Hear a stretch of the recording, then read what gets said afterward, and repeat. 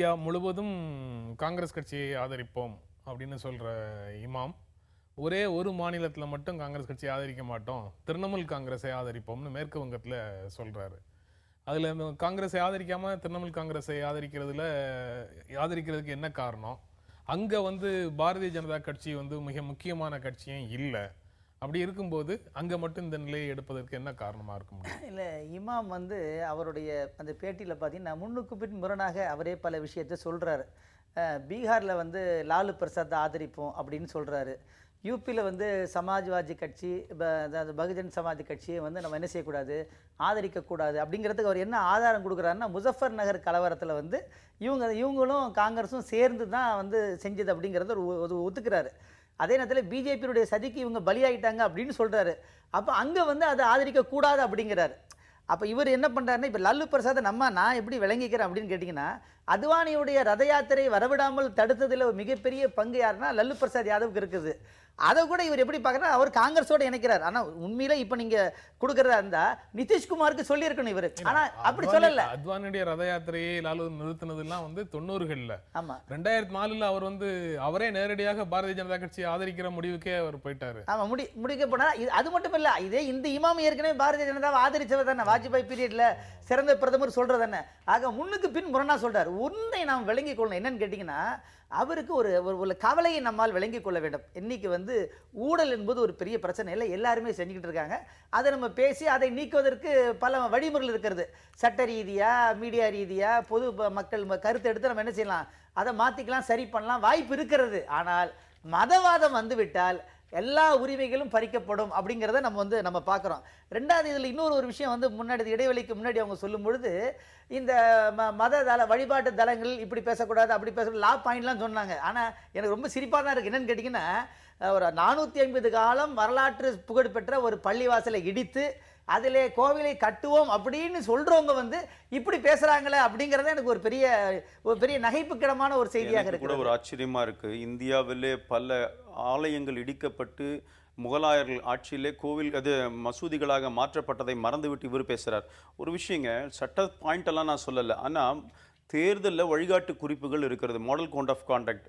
அதுல என்ன சொல்றாங்க, there shall be no appeal to caste or communal feelings for securing votes.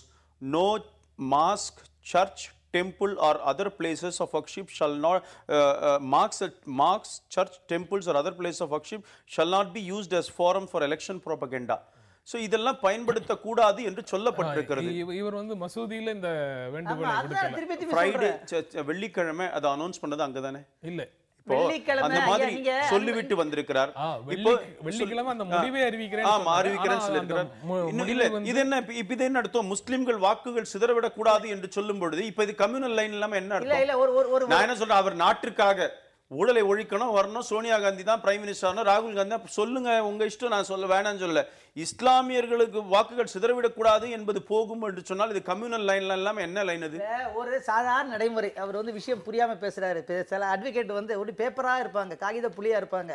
அதாவது வெள்ளிக்கிழமையில் பள்ளிவாசலில் தொழுது விட்டு வரக்கூடியவர்கள் இடத்துல ஓட்டு சேகரிப்பது என்பது எல்லா இவங்க கட்சி உட்பட, சேலத்துல பாத்தீங்கன்னா தேமுதிக பள்ளிவாசல ஓட்டு கேட்டே ஒரு பிரச்சனையா இல்ல வெளியில தாங்க. நீங்க நல்லா பாருங்க, அவரு ஜும்மா அவர் என்ன சொல்றாருன்னா, அவர் ஒரு நல்ல ஒரு விஷயத்தை அறிவிப்பதற்கு மக்கள்லாம் திரள கூடி இருப்பாங்க.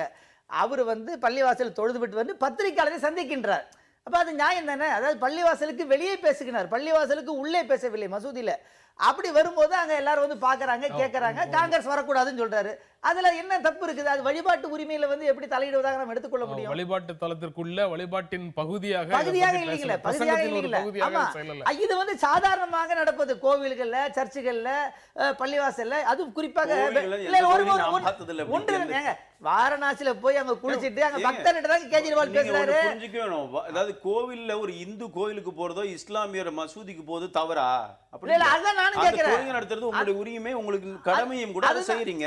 அங்க அரசியல், அங்கதான் அரசியல் முடிவு செய்யக்கூடாதுங்கிறதா சொல்றேன். நான் என்ன கேக்குறேன், ஒரு இமாம் தொழுது விட்டு கருத்து சொல்வது தவறா? அதான் நானும் கேக்குறேன். எல்லார் முன்னிலையும் அங்க இத ஒரு ஒருமித்த கருப்பு, அதாவதுங்க நீங்க வந்து இஸ்லாமியர்கள் அதாவது என்ன சொல்லியிருக்காங்க, முஸ்லிம்கள் வாக்குகள் சிதறவிடக்கூடாது அப்படின்னு சொல்லிட்டு நீங்க இஸ்லாமியர்கள் அத்தனை பேருமே ஒரு இயக்கத்துக்கு ஒரு கட்சிக்கு எதிராக கொண்டு இல்ல, போவது இல்ல, ஒரு கம்யூனல் பிஜேபி வந்து ஒரு கம்யூனல் பார்ட்டி மாதிரி கொண்டு போவது தான் சொல்ல வரேன். நீங்க இத்தனை நாள் நான் சொல்றேன், நீங்க ஏமாறுவது முடிவு பண்ணா காங்கிரஸை நம்பி ஏமாந்துட்டு போங்க, நம்ம ஒன்றும் செய்ய முடியாது. இல்ல, ஆனால் பாரதிய ஜனதா கட்சியை காங்கிரஸ் வந்து பிஜேபி சொல்லுது கம்யூனல் சொன்னதுனால நீங்க எடுத்துக்காதீங்கன்னு தான் நான் சொல்றேன். நீங்க முடிவு பண்ணாதீங்க. இல்ல, இதுல அவர் கம்யூனல் பார்ட்டி மாதிரில சொல்றாங்க. மாதிரில கம்யூனல் பார்ட்டி தான் என்பது எல்லாருக்குமே தெரியும். உங்களுடைய இயக்கத்துல எத்தனை இந்துக்கள் உறுப்பினரா இருக்க முடியும்? நீங்க இருக்கீங்க இப்போ, நீங்க ஒரு இயக்கத்துல வச்சு ரெப்ரசன்ட் பண்றீங்க.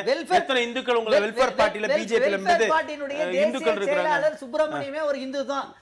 ஏகப்பட்ட முஸ்லிம் முன்னேற்ற கழகத்துல எத்தனை இந்து சேர்ப்பீங்க? முஸ்லிம் முன்னேற்ற கழகத்துல எத்தனை இந்துக்கள் சேர்ப்பீங்க? வெல்ஃபேர் பார்ட்டியை பத்தி பேசுறேன். வெல்ஃபேர் பார்ட்டி வந்து ஒரு வேல்யூ பேஸ்டு பாலிடிக்ஸா அதை செய்யுது. அதுல சுப்பிரமணியம் இருக்கிறாரு, அந்த ஆபிரகாம் ஜோசப் இருக்கிறாரு. அபுதாக்ஷன் வேட்பாளராக நிறுத்தி இருக்கிறோம். கேரளாவில் 5 பேரை வேட்பாளர் நிறுத்தியிருக்கிறோம். அதுல 3 பேர்கள் முஸ்லீம் அல்லாதவர்கள், அதுல ஒண்ணு ஒரு பெண்ணை நிறுத்தி இருக்கிறோம். ஆக அவர் புரியாம பேசுறாரு.